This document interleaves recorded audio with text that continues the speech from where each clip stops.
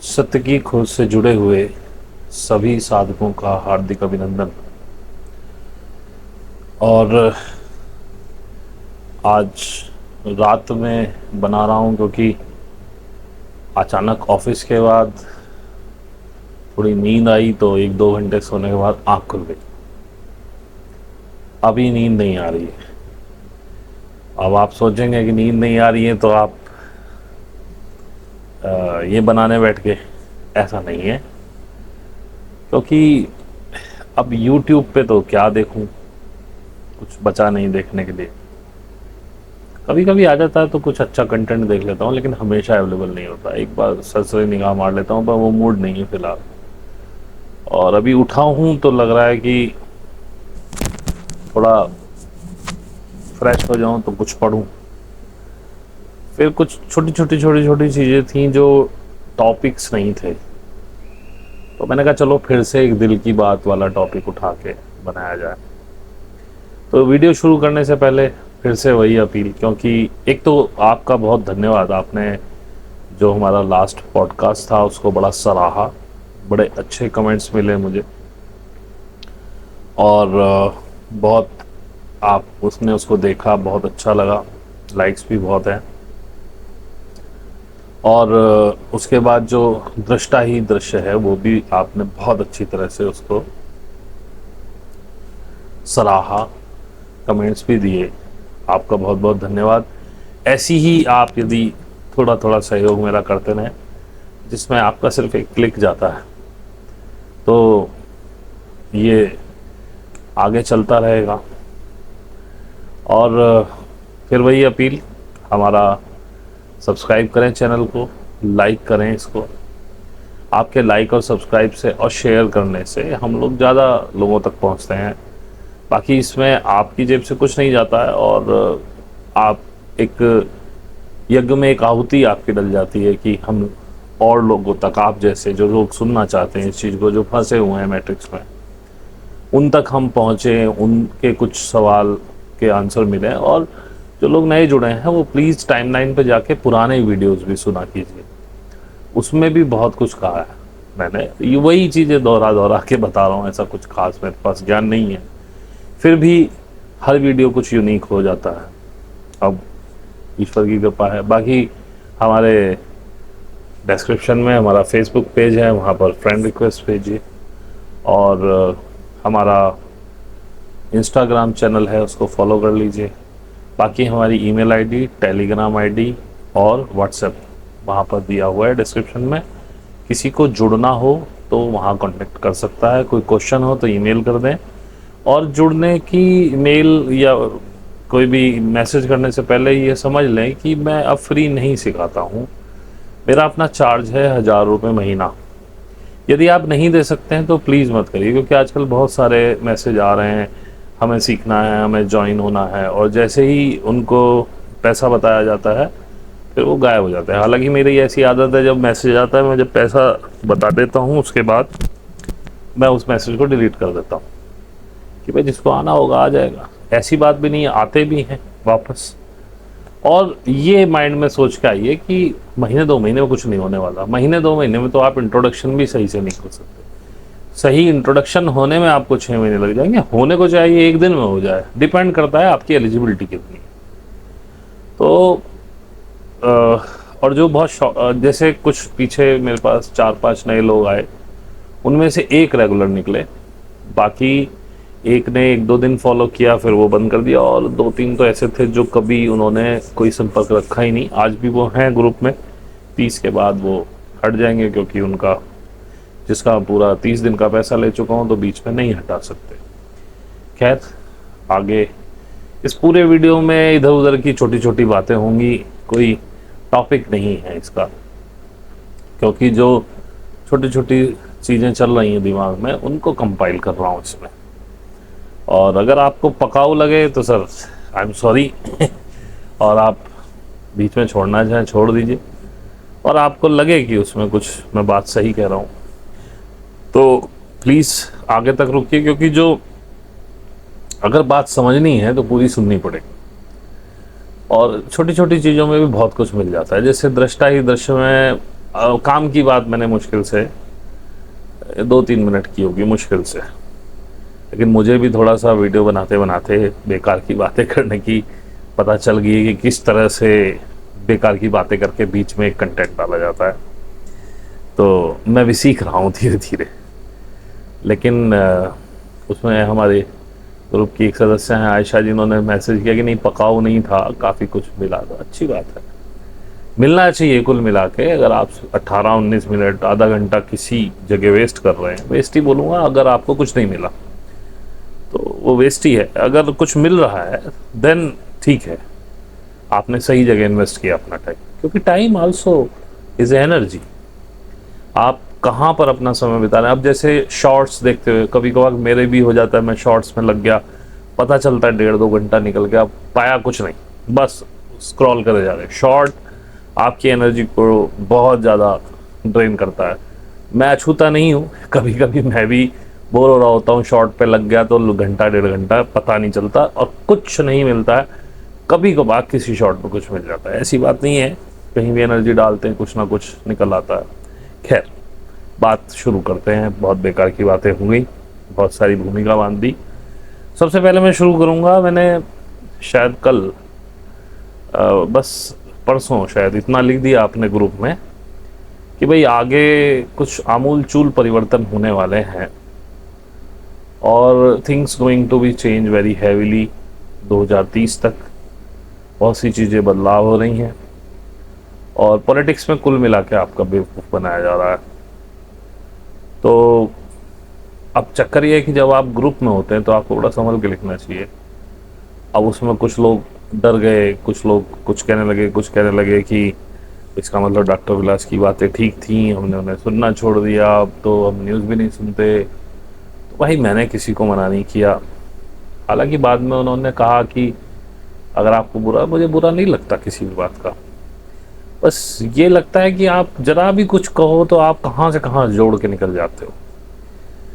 देखो, ये चीज़ ऐसी है कि आपका इन पे कोई कंट्रोल नहीं।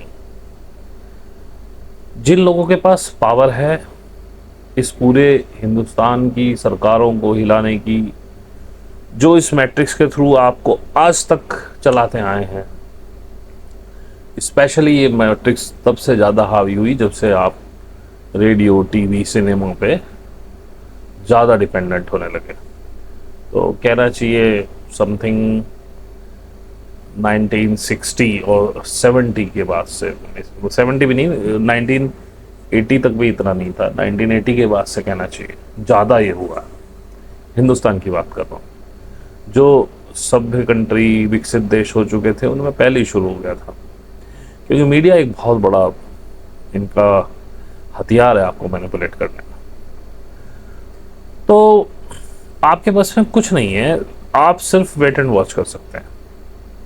दूसरा, जब ये कहना मैंने कहा कि ऐसा होगा, तो ये डराने का पर्पज़ नहीं था, केवल अवेयर रहने के लिए कहा था कि आप अवेयर रहिए कि कोरोना के बाद से कुछ भी पुराने जैसा तो नहीं रहेगा। जैसे कि अभी जो नया टेलीकॉम बिल आया है, उसमें अब थोड़ा सा आपको सुविधा दे दी गई है कि बेकार की कॉल्स आपको आती हैं, यहाँ फ्लैट ले लो, वहाँ फ्लैट ले लो, ये इंश्योरेंस करा लो, वो करा लो, तो उस पर थोड़ी लगाम लगाई है।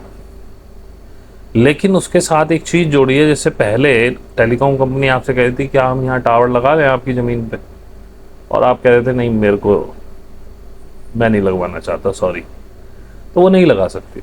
अभी उस नए बिल में क्या है कि अगर टेलीकॉम कंपनी को चाहिए कि यहाँ टावर लगे और आपने मना कर दिया और वो सरकार के पास चली गई कि यहाँ टावर लगना बहुत ज़रूरी है और सरकार ने ओके कर दिया, तो आपके पास मना करने का कोई राइट नहीं है।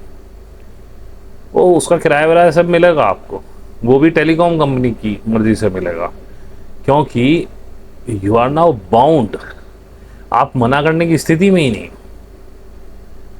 तो वो लगेगा ही लगेगा जहाँ लगेगा। और दूसरी बात, जैसा आपने देखा ये पूरी कोरोना की लहर 5G से चालू हुई थी, तो वो पूरा सेटअप रेडी है and that was a test. अभी उसका जो भी प्रयोग होगा वो गवर्नमेंट अपने हिसाब से करेगी, उसमें वो किस पर्टिकुलर एरिया पे कब क्या फायर करेगी कितनी मिलीमीटर फ्रिक्वेंसी, कब, कहाँ, कैसे, तो वो सब गवर्नमेंट अपने हिसाब से करेगी। Everything is ready.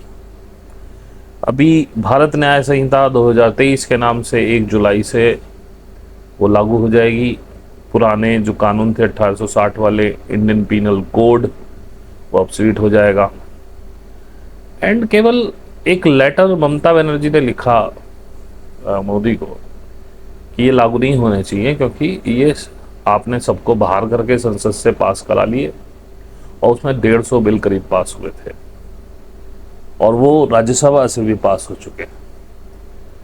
अब करंट विपक्ष की स्थिति देखिए, विपक्ष अपनी बहुत सुदृढ़ स्थिति में, चाहता तो वो स्पीकर को गिरा सकता था, लेकिन कोई पर्दे के पीछे डील हुई होगी, तो कांग्रेस ने डिवीजन नहीं मांगा और ओम बिरला स्पीकर बन गए।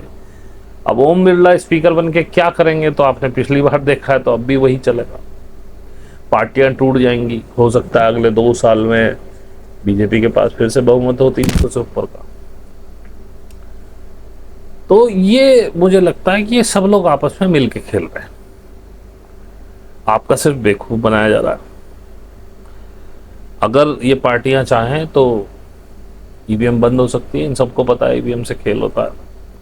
कितने % और कहाँ होता है ये नहीं कह सकते, लेकिन ये सब कहते हैं, अब भी कह ही रहे हैं।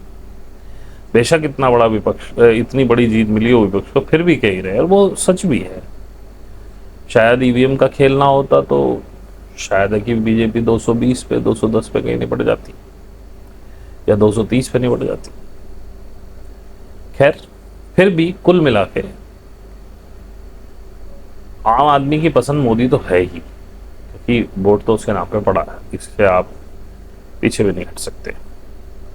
तो जब मैं ये कहता हूं कि बहुत बड़े बड़े परिवर्तन होंगे 2030 तक, तो वो होंगे ही। आप उनसे लड़ भी नहीं सकते, आप कितने भी समूह में चले जाओ। अब 1 जुलाई के बाद तो शायद आप प्रोटेस्ट भी नहीं कर सकते, पूरा इंडिया पुलिस स्टेट हो गया है। आपको पता होना चाहिए कि इंडिया को लोकतांत्रिक देशों की सूची से बाहर कर दिया है। तो ये सब आपसे रुकना बस की नहीं है। तो जब मैं इस बात को कह रहा हूं, तो मैं आपको डराने के लिए नहीं कह रहा हूं, मैं आपको अवेयर कर रहा हूं। दूसरी बात, मैंने एक वीडियो बनाया था पैरेलल अर्थ करके, तो जैसे जैसे ये चीजें होंगी, ये पैरेलल अर्थ आपको दिखने लगेगी। एक बहुत बड़ी भीड़ जो इस मैट्रिक्स को फॉलो कर रही होगी, और आप में से कुछ लोग, और मैं कोई अकेला नहीं हूं इस काम को करने वाला, कि जो जागरूक कर रहा हूं, लोगों को ध्यान सिखा रहा हूं, साधना सिखा रहा हूं, मैट्रिक्स से बाहर आना सिखा रहा हूं। ऐसे बहुत से लोग हैं इस हिंदुस्तान में ही, बहुत से लोग हैं। तो जिसको जहां समझ में आए वहां चिपक के इस मैट्रिक्स को तोड़ने, और जो इस मैट्रिक्स को तोड़ पाएगा, जो इस मैट्रिक्स से हट पाएगा, भाई सन्यासी आदमी को क्या फर्क पड़ता है, वो वैसे ही किसी के खिलाफ नहीं बोलता, तो वो सरकार के खिलाफ क्यों बोलेगा। और प्रॉब्लम सरकार को सिर्फ इतनी ही रहेगी चाइना की तरह कि आप उसके खिलाफ ना बोले, जो वो कह रही है आप यस मैन हो जाए। तो सन्यासी ना यस मैन रहेगा ना नो मैन रहेगा, ना वो प्रशंसा करेगा और ना वो विरोध करेगा, वो बीच की स्थिति में। तो उससे सरकार को कोई खतरा नहीं है। रही बात डिजिटल करेंसी आने की, वो आएगी। रही बात आप पे कंट्रोल होने की, वो होगा। लेकिन कंट्रोल का मतलब यही तो है कि आप विद्रोह ना करो। सन्यासी विद्रोह करेगा ही नहीं, वो तो हर हाल में खुश है। उसको रोटी पानी मिल जाए, सोने का मिल जाए, जगने का मिल जाए, नहाने धोने का मिल जाए, वो इतने में खुश है। जो मैट्रिक्स में होंगे, अब जैसे मैंने बताया था, अभी मैं बाहर से ऐसी देखता हूं, तो शहरों में देखो क्या मारकाट मची पड़ी है। बच्चा पैदा हुआ नहीं और आपने ठोकना शुरू कर दिया उसको। कहीं कोई रिलैक्सेशन नहीं है, एक अंधी भीड़, अंधी दौड़ में आप चले जा रहे हो। अब अगर आप सहज हो, तो सहज वाला व्यक्ति तो ये भी क्यों कोशिश करेगा कि उसका बच्चा टॉप करे और ये बन जाए वो बन जाए। अभी आपने देखा नहीं नीट का क्या हाल है, 40-50 लाख रुपए दे के पूरा पेपर आउट हो गया, अब वो बच्चे टॉप कर रहे हैं। वो बच्ची केमिस्ट्री और शायद फिजिक्स में निकाल नहीं पाई 12th में, और वो टॉप कर रही है नीट में। 705 नंबर शायद थे उसके, गुजरात की लड़की थी। आपसे इंटर क्लियर नहीं होगी, नीट आप टॉप कर गए। क्योंकि इंटर का अब आगे आने वाले समय में थोड़ा वो लोग और काम करेंगे, अब पहले इंटर का भी ठेका लेंगे। क्योंकि तो गलत हो जाएगा ना कि इंटर आपसे पास नहीं हुई और आपने नीट के लिए 40 लाख रुपए दे दिए, वहां आपकी गोटी लग भी गई, तो आगे जाके 10वीं और इंटर के भी। और मैं तो खुद ही ये कहता हूँ, ये सिर्फ पर्चे हैं, कौन सर्टिफाई करेगा आपके ज्ञान को। हालांकि सर्टिफिकेशन देने वाले मेरी कमेंट्स भी करते हैं, मुझे सर्टिफाई करना चाहते हैं। मैंने सर्टिफिकेशन मांगा नहीं, फिर भी लोग कर रहे हैं, अच्छी बात है भाई, स्वागत है। तो मैं तो कहता हूं अगर किसी सन्यासी के पास पैसा होता हो, पहली बात तो वो गलत काम की तरफ जाएगा नहीं। बच्चों को नॉर्मली पढ़ाओ, उनमें कुव्वत है तो करने दो, वो आईएएस बने पीसीएस बने। मेरी निगाह में तो आईएएस पीसीएस बड़ी गंदी जॉब है। पहले मैं भी बड़ा अच्छा समझता था इसको, लेकिन बड़ी गंदी जॉब है। आप इतने पढ़े लिखे आईएएस जैसा एग्जाम निकाल के आए हो और एक अनपढ़ नेता आपका पागल बना देता है, कुत्तों की तरह दौड़ते हो आप उसके पीछे दो मिलाते हुए, बस दिखता ही नहीं है, जीभ निकाल के जूते चाट रहे होते हो आप उसके, अगर आपको वहां सरवाइव करना।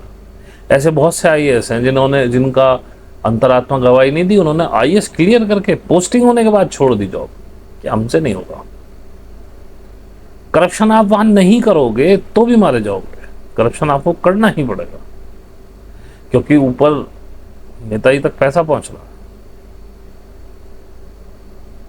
बात मलाईदार मंत्रालय जगह की नहीं है, पोस्टिंग आपकी नॉन मलाईदार भी हो जाए, वहां के भी सेट है रेट, वहां से भी कुछ पैसा पहुंचना। और ऊपर से अब यहाँ नेताजी आ रहे हो, वहां नेताजी, अब रात में दिन में लगाओ, बस सलूट मारे खड़े रहो, काहे क्या है। तो फिर वही कुंठा आपकी अपने नीचे मातहतों पे निकलती या आम आदमी पे निकलती। तो मैं इसको ऐसे देखता हूं, तो मत बनाओ आईएएस पीसीएस, क्यों बनाने हैं। उनको अनगढ़ छोड़ दो, अगर उनका प्रारब्ध है वो पहुंच जाएंगे अपने आप। पुराने कई आईएएस वगैरह की, डॉक्टरों की आप स्टोरी पढ़ेंगे तो उनके पास कोई, उनके घर कोई बहुत ऊंचे नहीं थे, लेकिन वो फिर भी कर गए, क्योंकि करने की इच्छा थी, टैलेंट था, कर गए। हर व्यक्ति तो अपने बच्चे को डॉक्टर आईएएस बनाने पर तुला हुआ है। खैर, मैं तो यही कहता हूं कि भाई सहज में जियो, अनगढ़ रहो, अपने ऊपर चीजों को थोपो मत। अनुशासन कहने सुनने में बड़ा अच्छा लगता है, लेकिन ये स्लेवरी है।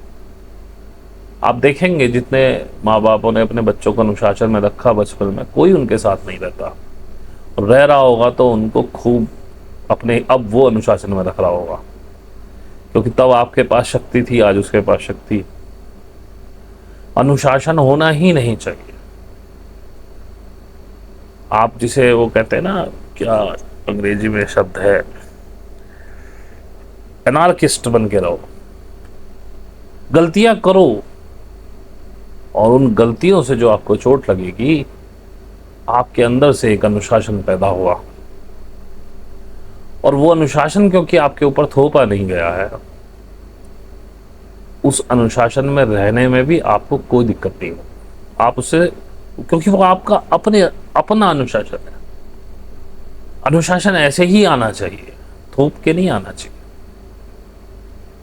करने दो गलती बच्चों को। तो यदि मैं कह रहा हूं कि आने वाले समय में सब चेंज हो जाएगा, बहुत बड़े चीजों की तैयारी है, बड़े गेम प्लान्स है, तो वो हैं। अब जैसे मैंने कुछ टॉपिक्स पे बात करना छोड़ दिया, जैसे एलियंस वगैरह के टॉपिक हैं, एलिट्स वगैरह के टॉपिक है, इन पे मैं बात नहीं करता हूँ ज़्यादा, मैं ध्यान पे केंद्रित रहता हूँ, क्योंकि इन पे बात करने से भी कुछ मिलने वाला नहीं है। और एलाइट्स लोग कौन है? एलाइट्स वो हैं, they are out of matrix. उन्होंने मैट्रिक्स क्रिएट की है, उन्होंने ये मायाजाल बनाया है, और ये सारे धर्म, ये सारे भगवान उस मैट्रिक्स का एक पार्ट है। लेकिन आप रशिया में चले जाओ तो वो भगवान में मानते नहीं, वो कहते भगवान होता ही नहीं। This is another matrix. मैं पहले भी बता चुका हूं, जिसने मान लिया भगवान है उसकी भी यात्रा रुक गई, वो मैट्रिक्स में भगवान वाली में पड़ गया। और जिसने कह दिया भगवान है ही नहीं तो अब ढूंढना ही क्या, दिस इज अनदर मैट्रिक्स। नास्तिक और आस्तिक दोनों ही मैट्रिक्स का पार्ट है। जो इनके बीच में खड़ा है, जो कह रहा है ठीक है भगवान हो भी सकता, नहीं भी हो सकता, लेट मी फाइंड आउट, मैं ढूंढता हूं कहां, वही आदमी कुछ करके निकलता है। और लोग अपनी कुंठा में इतने परेशान हैं, वो कभी अच्छे को अच्छा कहेंगे ही नहीं। हाँ, उनके माइंडसेट की बात आप कुछ कहो तो वो आपकी प्रशंसा करने लगेंगे, लेकिन कुछ लोग ऐसे होते हैं वो फिर भी आप में बुराइयां ही देखते रहेंगे। और आप में अकेले में नहीं देख रहे, वो दुनिया के हर प्राणी में बुराइयां देखते हैं।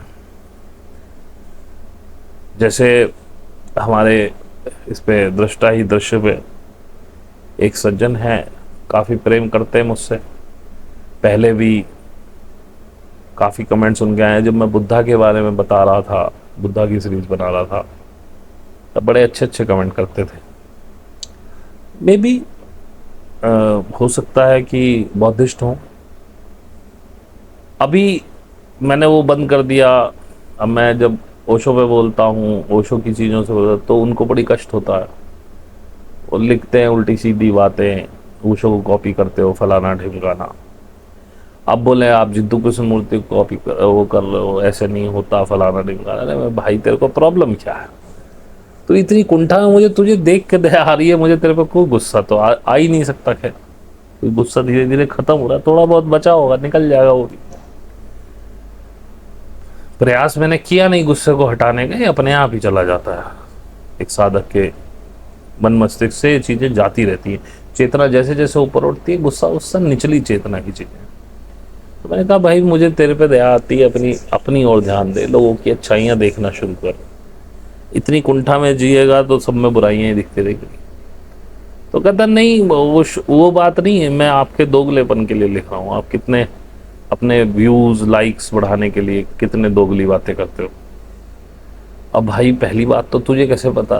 फिर मैंने तो हंस के लिख दिया, भाई ठीक है ऐसे ही सही, ऐसे ही मान ले। और मैं उसको लिख ही चुका था कि दृष्टा ही दृश्य में यही बता रहा हूँ कि तेरे अंदर की कुंठा तुझे कभी दूसरे की सही पहचान दिखने ही नहीं देगी, क्योंकि जो तू है वही तू देख पाएगा। वही मैंने दृष्टा ही दृश्य में बताया कि जब जिद्दू कृष्णमूर्ति कह रहे हैं, अब वो कह रहा है, अब उसमें उसको लिखता है कि ओशो तो एक प्रोफेसर था, दारू पीता था, उल्टी सीधे बातें करता था, बस इधर उधर, उसकी लाइफ ऐसी थी वैसी थी। पर किसी के बारे में कुछ भी गलत कहना बड़ा आसान है। ओशो के जितने फॉलोअर्स थे और जितने हैं, तू 5 बना के दिखा दे भाई। और फिर किसी ने तुझे कॉपी करने से मना किया है क्या? तू भी अपना चैनल खोल ले भाई, तू भी कर कॉपी, ला अपने, बढ़ा अपने सब्सक्राइबर्स। किसने रोका है? यूट्यूब ने तो मना नहीं किया। खैर मैंने जैसे पहले ही बताया था कि वो जितना कुंठाग्रस्त है उसको हर व्यक्ति में कमी दिखाई देगी। वो कभी ईश्वर करे उसको सद्बुद्धि आए, कभी अपनी तरफ ध्यान करे और अपनी तरफ काम करे तो शायद इससे निकल जाएगा। एक बड़े अच्छे सज्जन मुझे मिले इसमें, जो मैंने पॉडकास्ट बनाया था, मोहित मेनन करके, काफ़ी लगता है काफ़ी पढ़ा है उन्होंने। हालांकि मैंने उनसे पूछी, शायद आगे किसी उसमें कमेंट में मुझे कुछ यूनानी इतिहास की किताबें वो बता दें, कुछ सजेस्ट कर दें, मैं पढ़ना चाहता हूँ। तो उन्होंने बहुत अच्छे कमेंट्स मुझे दिए, thank you very much Mohit ji. तो जैसे मैं पूछता हूँ कि भाई राधा नाम आपने कहीं किसी उसमें देखा हो, तो उन्होंने मुझे कुछ भेजा, तो मैं वो कोट करना चाहता हूँ। तो उन्होंने कहा कि राधा की जो पहली मेजर अपीयरेंस थी वो 12th सेंचुरी में गीत गोविंद में थी। पहले मैं पढ़ देता हूं, उसके बाद इस पे कमेंट करूंगा। उसके बाद राधा गाथा सप्तशती में मेंशन की गई। उसके बाद पद्म पुराण में as a avatar of Lakshmi, Devi Bhagavata Purana में as a form of Mahadevi, फिर ब्रह्म वैवर्त पुराण में राधा कृष्णा सुप्रीम डीटी है, राधा कृष्णा को सबसे ऊपर, उनसे बड़ा गॉड कोई नहीं है, ऐसा बताया गया। मत्स्य पुराण में एक फॉर्म है देवी की, लिंग पुराण में लक्ष्मी की फॉर्म में है, वारा पुराण में कॉन्सॉर्ट ऑफ कृष्णा, इंग्लिश मेरी बहुत अच्छी नहीं है तो कंसर्ट का मैंने मीनिंग देखा भी नहीं, लेकिन मैंने ऐसे ही कर दिया, कुछ अच्छा ही होगा। नारद पुराण में गॉडेस ऑफ लव, और स्कंद पुराण और शिव पुराण में दो नॉट नेम्ड इन भागवत पुराण उन्होंने लिखा। तो और उन्होंने बोला कि एक विश्वनाथ चक्रवर्ती ने कुछ लिखा होगा, उन्होंने इंटरप्रेट किया है अननेम्ड फेवरेट गोपी। तो बहुत अच्छी जानकारी आपने दी, थैंक यू वेरी मच। सबसे पहली बात, 12वीं शताब्दी में आप कह रहे हैं गीत गोविंद में इनका जिक्र है, तो मैं आपको बताऊं राधा और कृष्ण जो महाराष्ट्र प्रदेश जिसे आप कह रहे हैं आज, वो उसे महाराष्ट्र बोलते थे, महारों का प्रदेश था ये। महार लोग जिन्हें अब आप एससी कैटेगरी में या ओबीसी कैटेगरी में कहीं कहीं रखते हैं, तो महारों का बहुत बड़ा प्रदेश था। ये यहाँ के मूल निवासी हुए हैं, ये मैं पिछली आपने शायद नहीं देखे होंगे, मेरे हमारा इतिहास की जो सीरीज है उसमें बता चुका हूं। तो जो इलाके का सर्वश्रेष्ठ लड़का होता था महाराठा, जिससे बाद में मराठा बना, उसको कृष्ण की पदवी दी जाती थी, ये नाम ऐसे निकले। और राधा जो थी वो महाराठी, मतलब उस एरिया की श्रेष्ठ लड़की जो है महारों में। और हर राधिका को वृषभानु की बेटी, वृषभानु महार की बेटी, ये उस टाइटल का नाम था, राधिका, राधा वृषभानु। तो जिसको भी राधा टाइटल मिलता था, वृषभानु मेरे हिसाब से उस समय के कोई बड़े नेता टाइप या कोई अच्छी पॉपुलर व्यक्तित्व रहा होगा, तो जिसको भी राधा नाम दिया जाता था उसे वृषभानु की बेटी, वृषभानु महार की बेटी उसका मतलब होता था। और ये पूरी एक उपाधि थी। तो अब गीत गोविंद में इनमें किस हिसाब से लिखी, क्योंकि ये अधिकतर चीजें गुप्त काल के बाद, गुप्त काल में संस्कृत का प्रादुर्भाव हुआ और बहुत सारी चीजें काव्यों के रूप में लिखी हैं। अभी मेरे पास एक किताब आई है डॉक्टर बर्नियर की भारत यात्रा, तो उसमें उन्होंने यही कहा है कि संस्कृत में अधिकतर चीजें काव्य रूप में लिखी गई।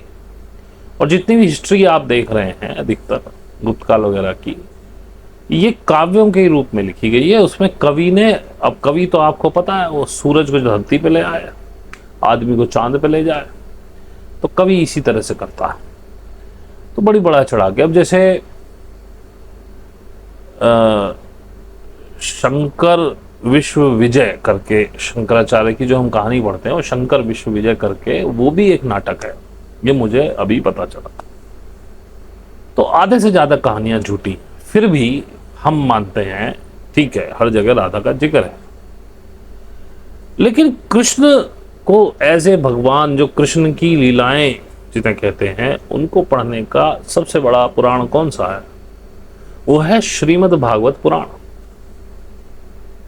श्रीमद् भागवत पुराण के अलावा आप कृष्ण को इतना डिटेल में नहीं पढ़ सकते। बेशक आपने जिसमें वो डीटीज बताया, कौन सी वाली पुराण थी वो यार, पढ़ना पड़ेगा एक मिनट।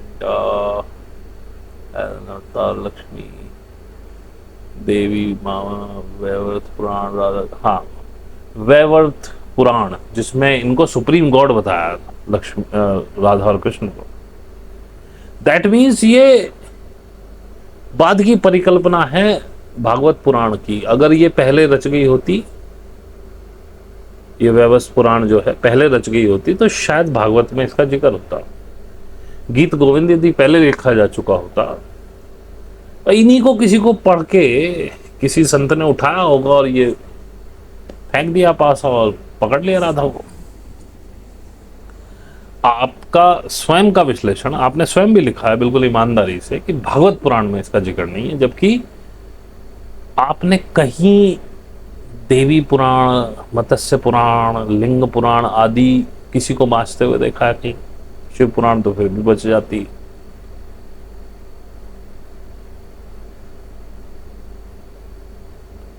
तो आपने कृष्ण के बारे में जब भी आप बात करेंगे तो कृष्ण की डिटेल्ड लीलाएं आपको भागवत पुराण में मिलेंगी।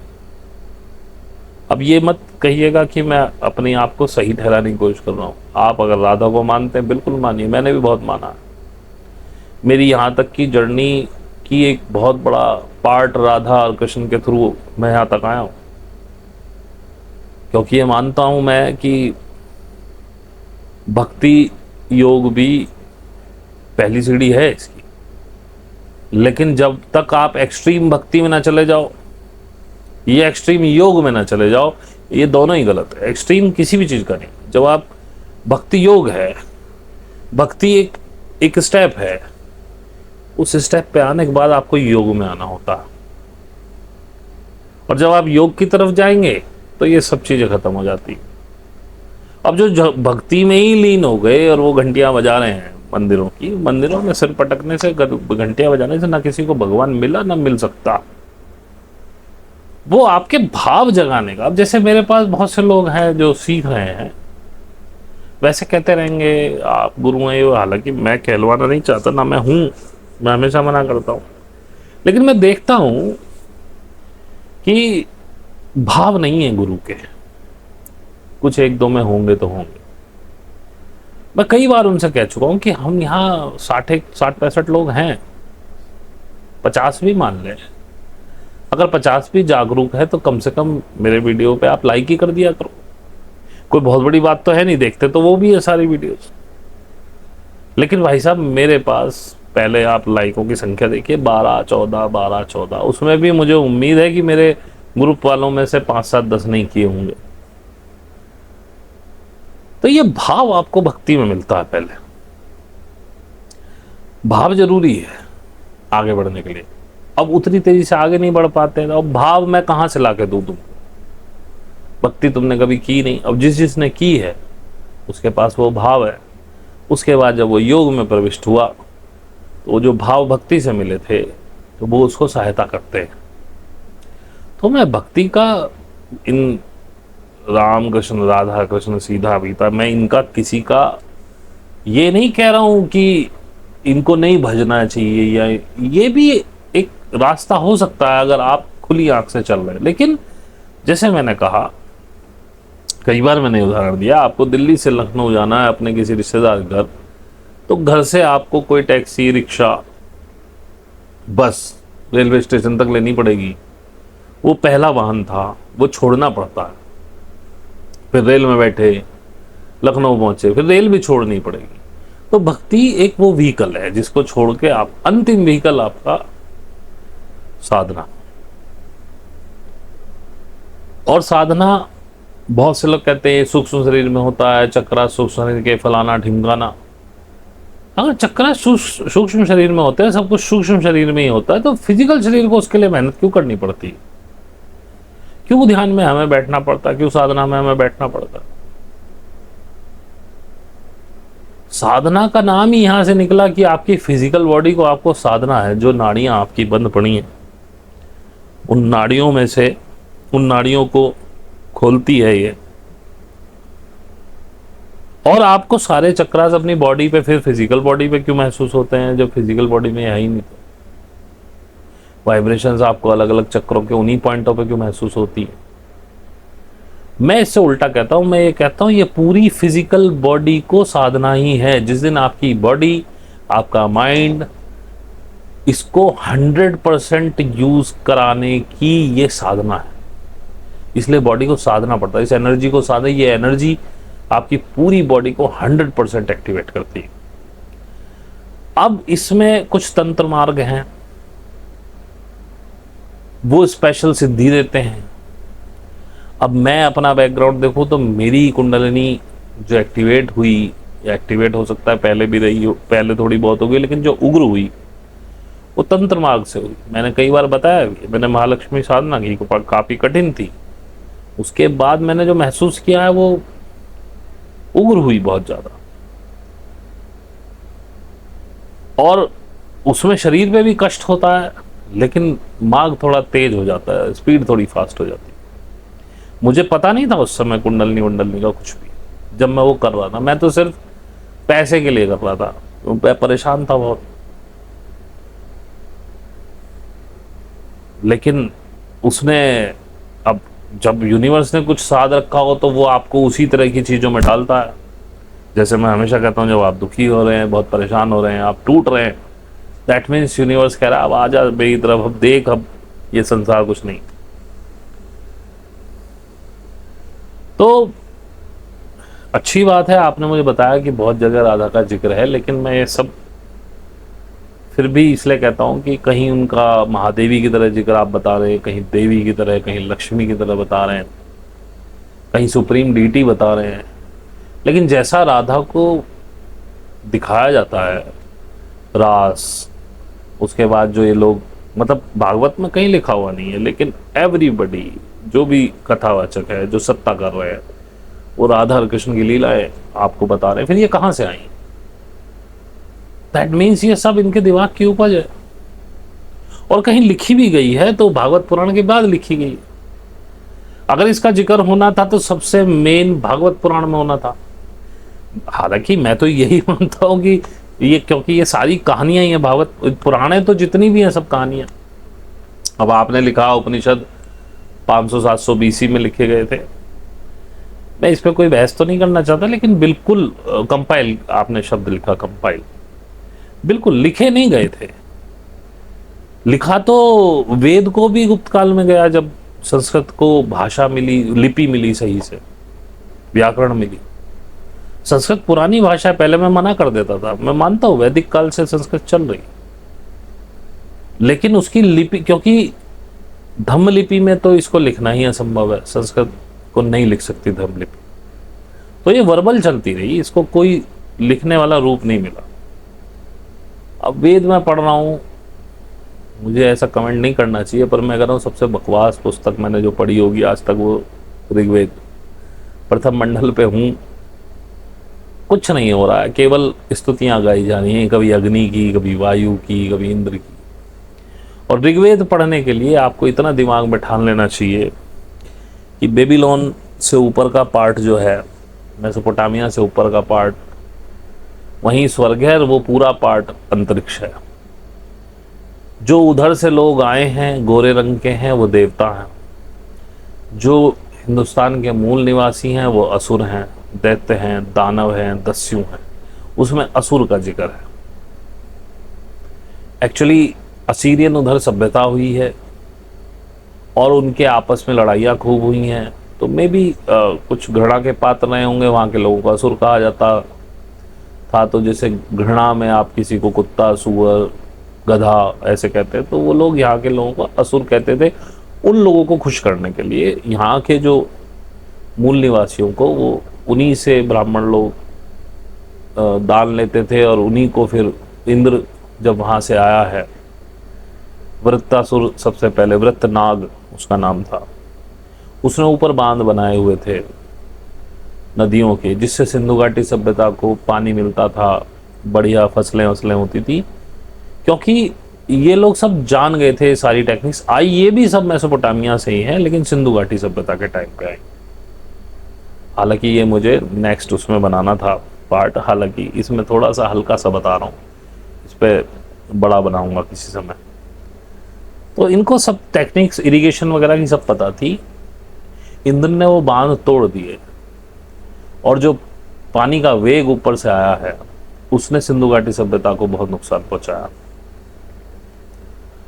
और हर बार यही हुआ है कि क्योंकि सिंधु घाटी सभ्यता भी उधर से आए लोगों के द्वारा ही बसी थी, फिर उन लोगों ने हम यहाँ के मूल निवासियों को सिखाया तो हम चीजें बनाने लगे।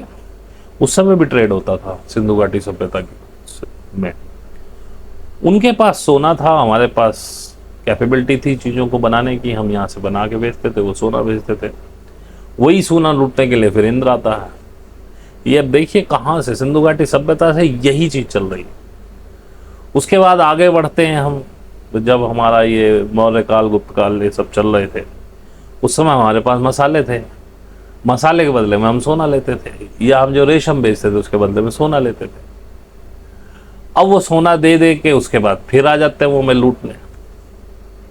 जब ये अरब जितने थे, मध्य एशिया के कुषाण, हूण, ये सब कबीलों में रहते थे, इनके पास अपने घर भी नहीं थे, ये इनका मार काट लूट मार यही।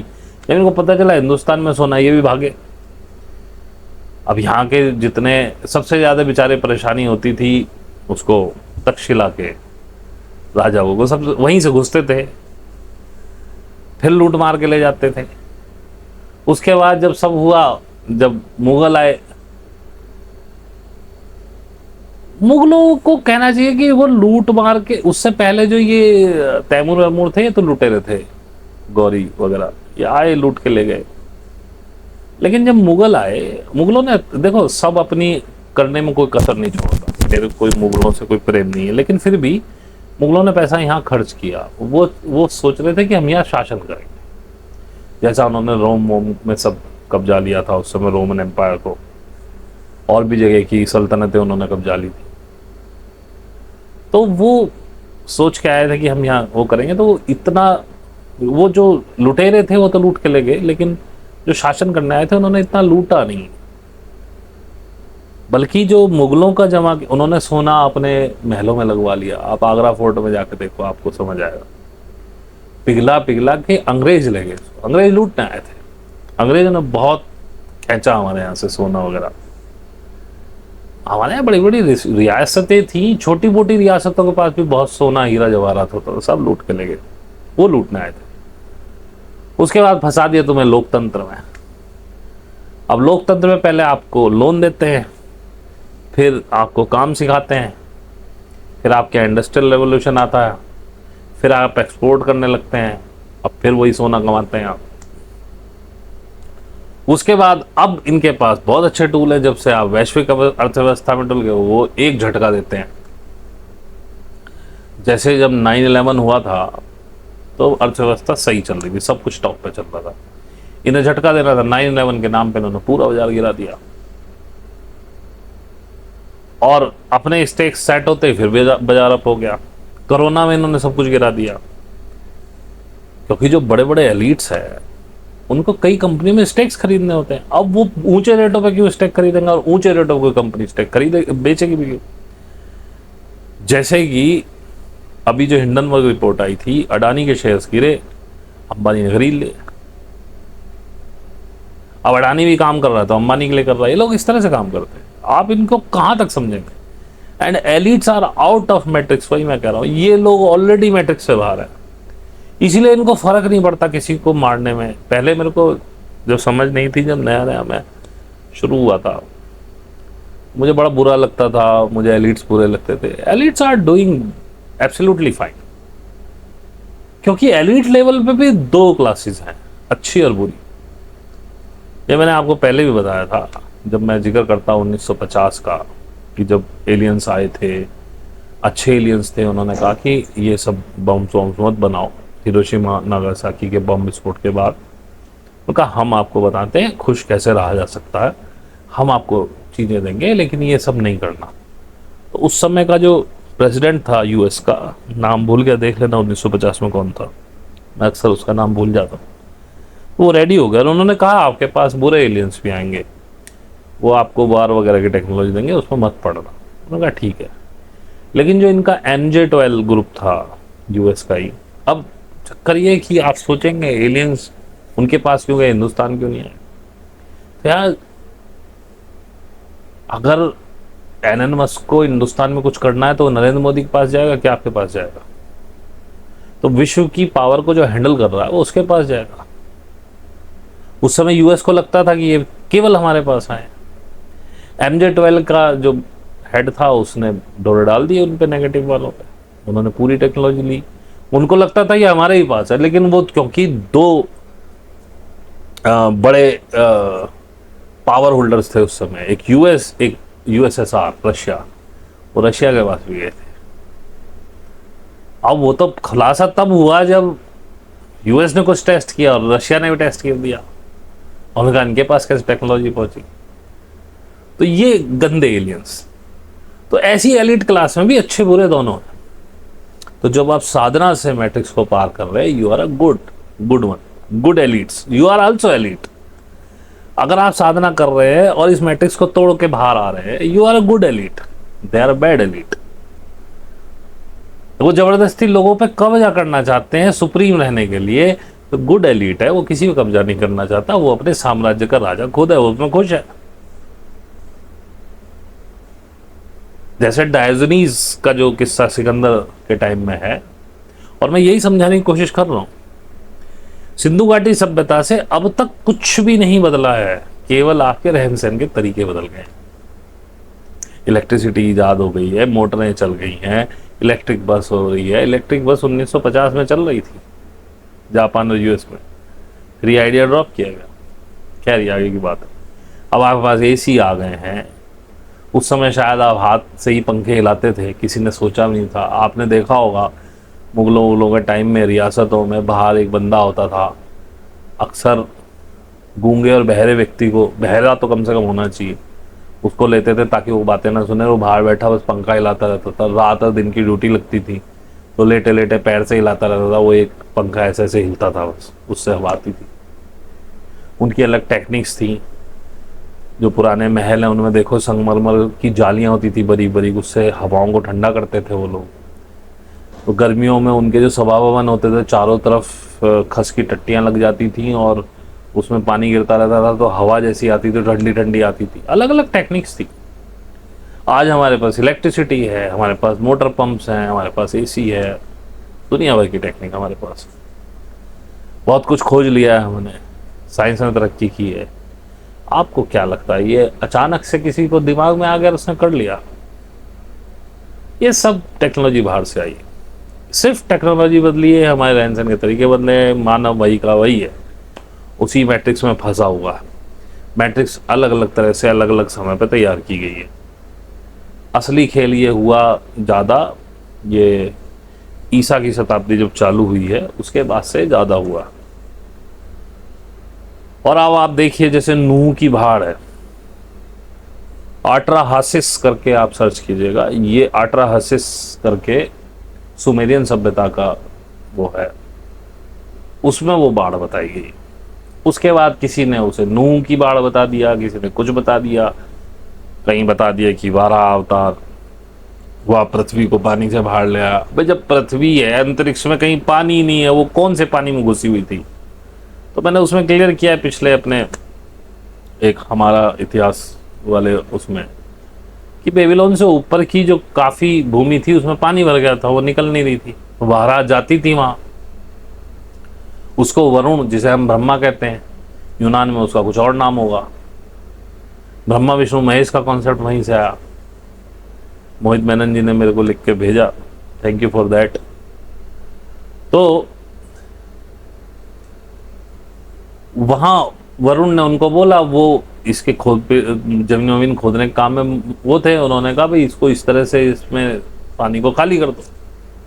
तो वाराह जाति वालों ने मेहनत करके वो खाली करवा दी जमीन। तो यूं कहिए वाराह वो सारा खेल उधर का ही, ये ब्राह्मणों के दिमाग में वो पूरी कहानियों को घुमा फिरा के आपको भगवानों में फंसा देना। और इस समय आप देखेंगे कि भगवानों को कुछ ज़्यादा ही हो रहा है।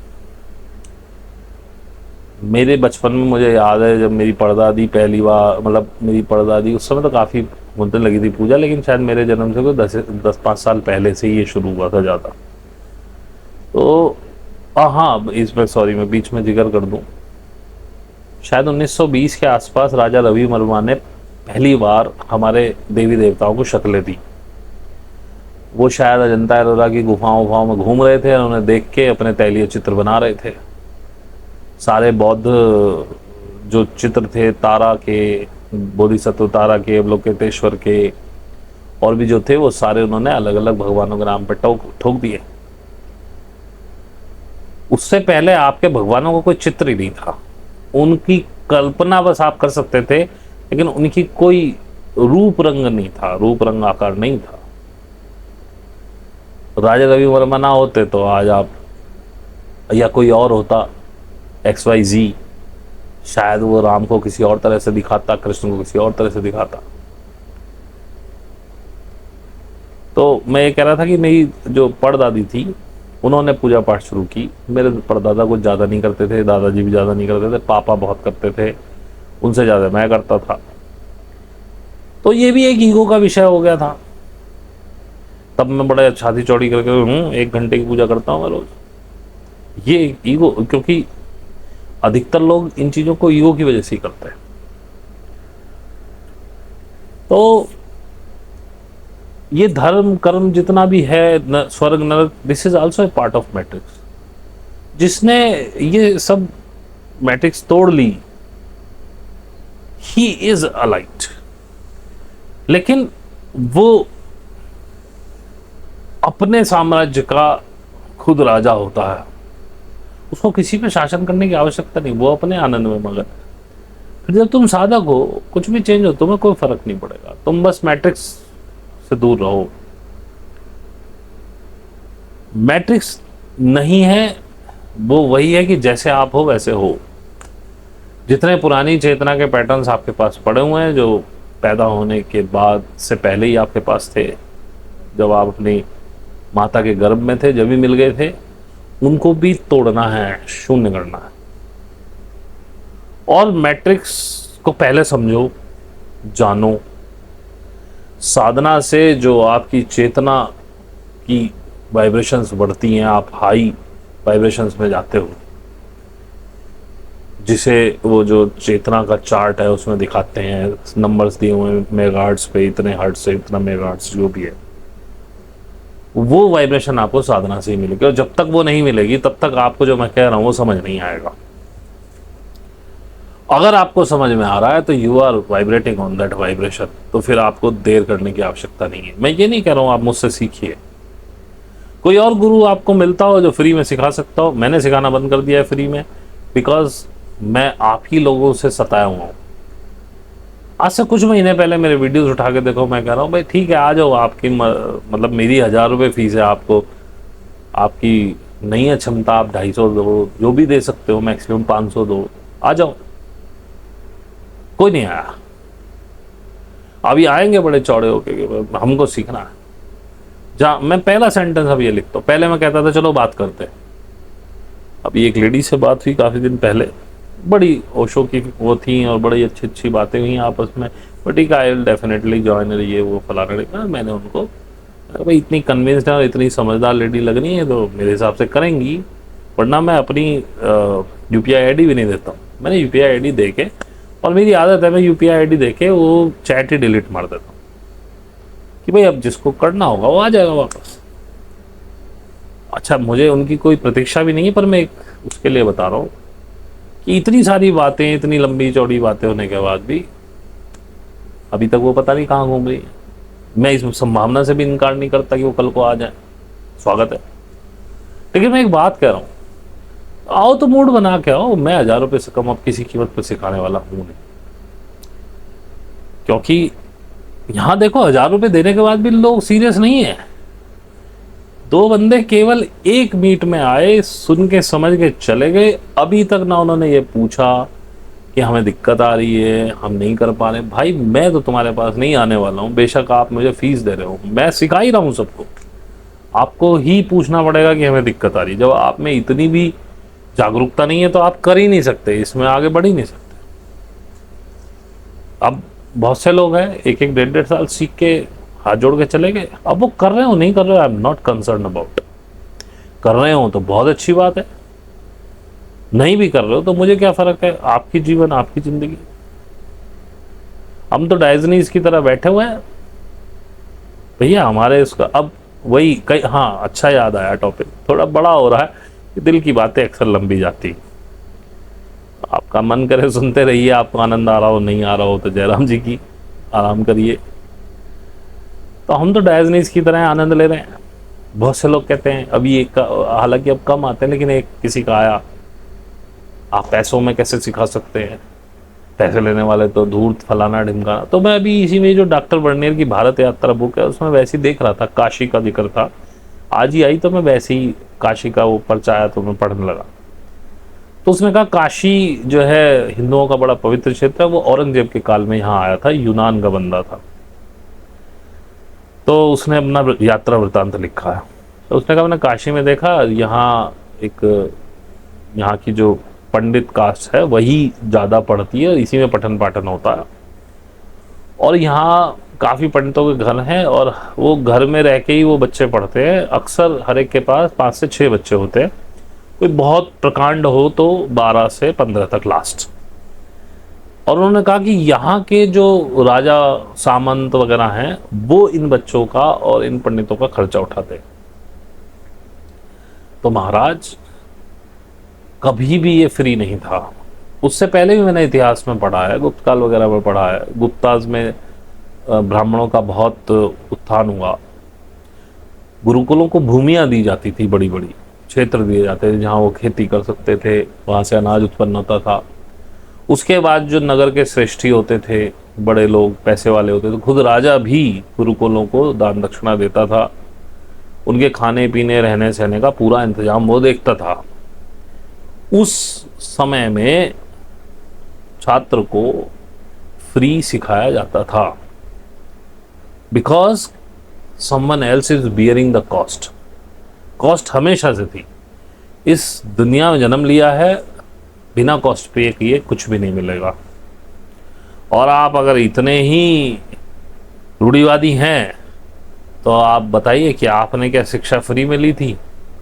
किसी स्कूल में किसी टीचर को कोई पैसा नहीं दिया, किसी फॉर्म को भरने का, किसी परीक्षा को देने का कोई पैसा नहीं दिया, ड्रेस भी नहीं खरीदी, और कलम वगैरह का खर्चा भी आपका किसी मतलब स्कूल ने उठाया हो। मैंने तो नहीं देखे ऐसे स्कूल, शायद यूएस में होते हैं, होते हैं या नहीं वो भी मुझे नहीं पता, शायद होते हो, यहाँ तो नहीं है। या आपने अपने बच्चों को शिक्षा फ्री दिलवाई हो, एक पैसा आज तक ना दिया हो, ये भी शिक्षा है भाई। ये असली शिक्षा है, जो जिसको आप नॉलेज बोलते हैं वो नॉलेज नहीं है, या उसे नॉलेज ही कहते हैं, ज्ञान नहीं है नॉलेज, जानकारी है जो आप उखड़ा हुआ मैनिपुलेटेड इतिहास आप किताबों से पढ़ रहे हैं। सरकार जो पढ़वाना चाहती है आपको वो पढ़वा रही है।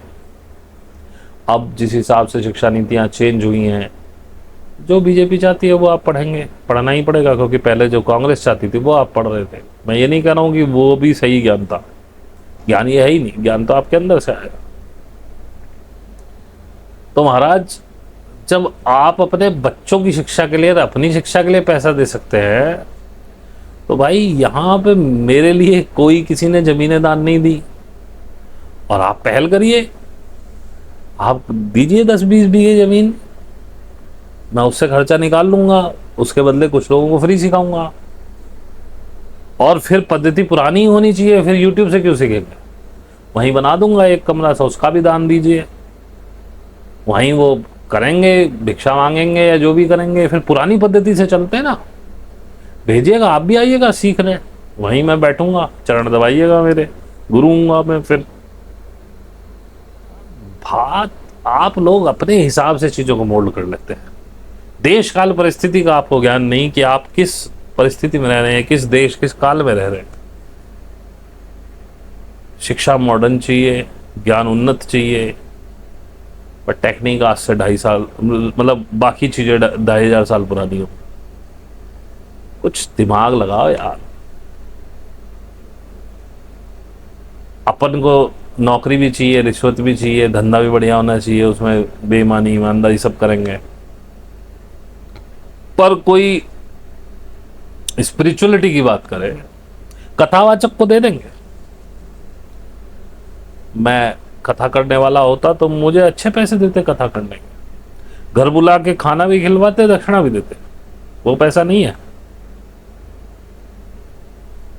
मैं समझता हूं कि अगर मैं 1000 रुपये भी ले रहा हूं तो मैं बहुत सस्ता हूं।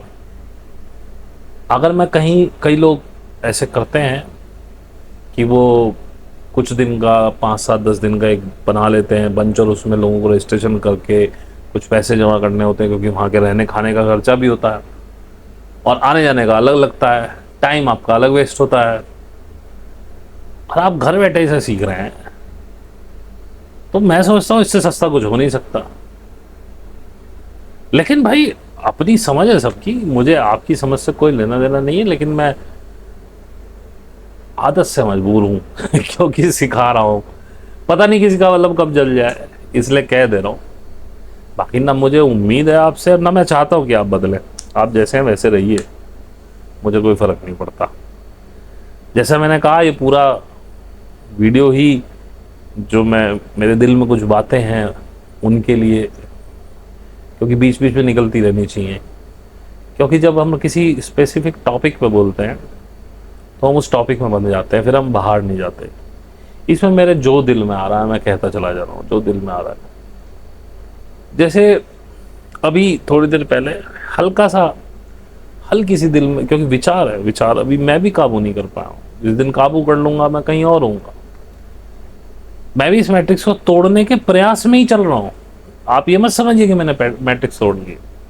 कभी विचार उठ जाता, अभी जैसे उठ गया, अभी जब मैं सो के उठा था अचानक से विचार आया, यार ऐसे होगा, ये सब चेंज होगा, इन बच्चों का क्या होगा। वो जरा सा थोड़ा सा लगता है, नहीं तू क्यों सोच रहा है बच्चों का, उनका अपना प्रारब्ध है, तूने ठेका लिया उनका, पर तू अपनी जी मस्ती में, वो मरे जिए, उनकी मर्जी, जैसा रहेंगे वैसा रहेंगे। हो सकता है उनमें से कोई स्लेवरी पे ही आ ही जाए, या सारी स्लेवरी पे चले तो चले जाए। मैं अपना जो भी है, जैसे आप लोगों को समझा रहा हूं उनको भी समझाऊंगा। अभी तो उनकी समझने की उम्र नहीं है। समझ गए तो ठीक, और नहीं समझे तो और भी ठीक। तू रूठा मैं छूटा, मैंने अपना काम कर दिया, कर्तव्य पूरा करा, फिर मैं रिलैक्स हो गया। तो ऐसे विचार मुझे भी घेरते हैं, मुझे भी निकलना पड़ता। I am not perfect. जो भी कह रहा है कि मैं परफेक्ट हूं वो झूठ बोल रहा है,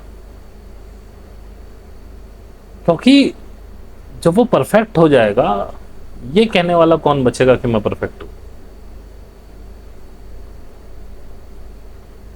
अभी जैसे मेरे से कोई ईमेल पे संवाद चल रहा था कि मैं ज्वाइन होना चाहता हूं। मैंने भाई ये प्रोसेस है, फलाना ढिमकाना। तो उसने फिर वही सवाल कर दिया जैसे पहले किसी ने कहा, क्या आप आत्मज्ञानी हो। अब इसका जवाब कौन दे। अब उससे मेरे पुराने वीडियो देखे होते तो मैं इसका जवाब दे चुका हूं। क्या जवाब दूं इसका, बताओ।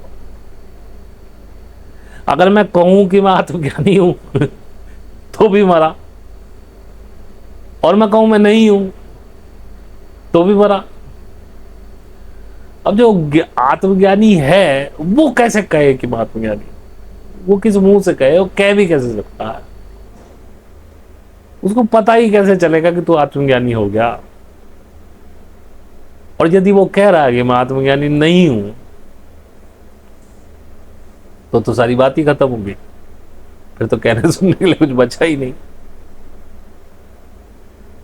जैसे मैंने बताया कि अगर ये प्रश्न हो कि क्या आप सो रहे हैं, यदि आप सो रहे हैं तो इस प्रश्न का उत्तर देने वाला कौन है।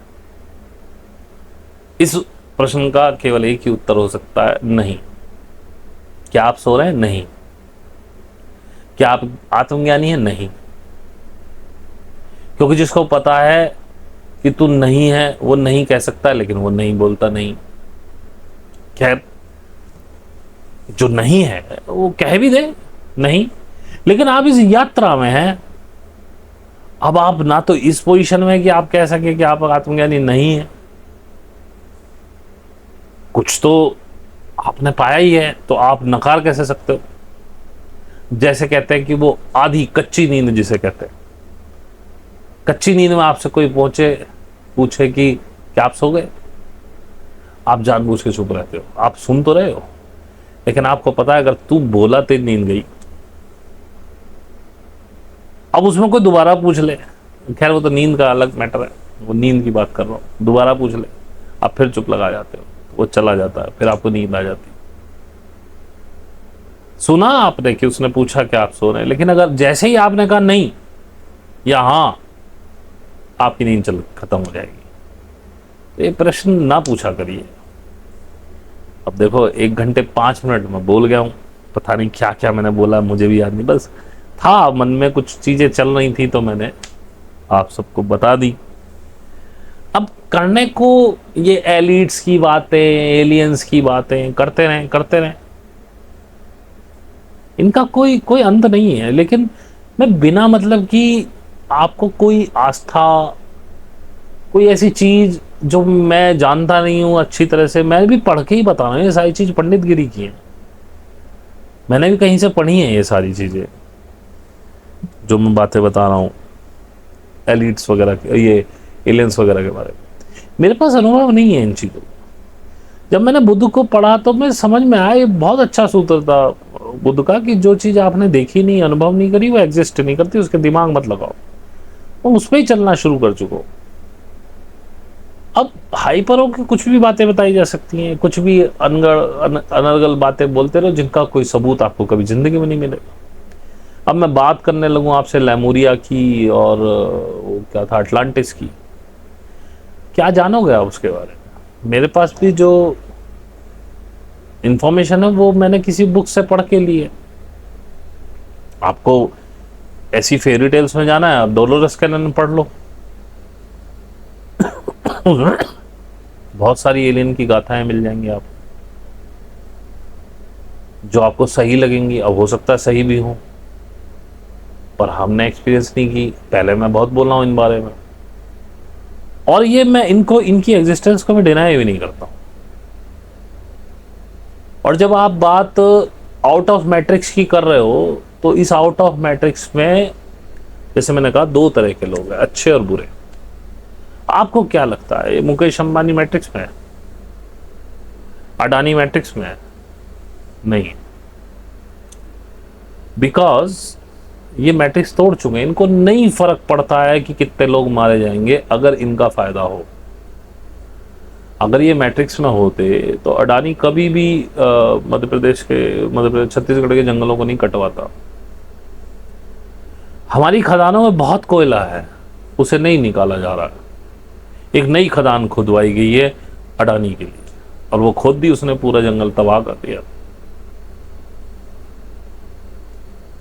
और वो सोच भी नहीं रहा है क्योंकि वो मैट्रिक्स से बाहर है। उसको पता है कि ये साले सब मरने के लिए पैदा हुए हैं। मैं तो खुद कहता हूँ 60-70 करोड़ लोग मर जाने चाहिए हिंदुस्तान के कम से कम, उसमें मेरी आहुति भी लगे तो लग जाए, मुझे कोई फर्क नहीं पड़ता।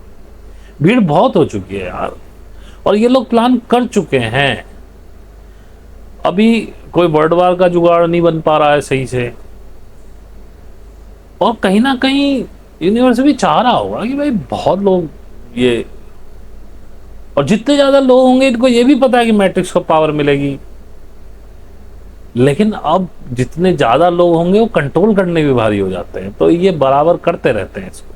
कई बार इन्होंने किया, पहले और तरह की जंग होती थी, अब ये, मैंने पहले वो गोल्ड ग्लोरी एंड गॉड पे जब मैं बोल रहा था तब मैंने आपको बताया कैसे कैसे इन्होंने लाखों लाखों लोगों को मार दिया धर्म के नाम पे। धर्म एक बहुत बढ़िया खेल है लोगों को मारने के लिए, और जस्टिफाई कर जाते हैं आप लोग तुरंत। अभी ना आप हिंदू हैं ना मुस्लिम हैं, लेकिन जैसे ही धर्म की कोई कहानी छेड़ दे आप तुरंत हिंदू और मुस्लिम हो जाते हैं, और आप उस भीड़ में खड़े होते हैं जो काट रही होती है सामने वालों को। ये बहुत अच्छा खेल है, इनको पता है। अब जिसने ये मैट्रिक्स तोड़ दी, इनकी भी टूटी हुई है, इनको भी पता है मैं धर्म कोई एग्जिस्ट नहीं करता, ये उसी हिसाब से खेलते हैं। और कोई अच्छा व्यक्ति जो साधना के माध्यम से, ध्यान के माध्यम से मैट्रिक्स तोड़ दे, वो भी नहीं पड़ेगा इन पचड़ों में। होते रहे हिंदू मुस्लिम के झगड़े, वो जाएगा ही नहीं, तो उसके लिए धर्म बचा ही नहीं है, उसके लिए कोई जाति ही नहीं बची है।